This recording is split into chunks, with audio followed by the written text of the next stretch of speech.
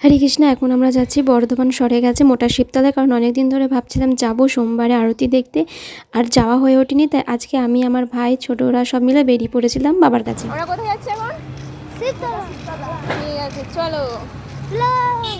প্রতিদিনই ভালো করে বাবার আরতি হয়, কিন্তু সোমবারটা একটু ভালো করে হয়, সেটা দেখার জন্য আমরা বেরিয়ে পড়েছি। আর সত্যি সেখানে গিয়ে দেখলাম, একদম মন জুড়িয়ে যাবে। তোমরা ভিডিওটা দেখো, তাহলেই বুঝতে পারবে কত সুন্দরভাবে আরতি হচ্ছে বাবার।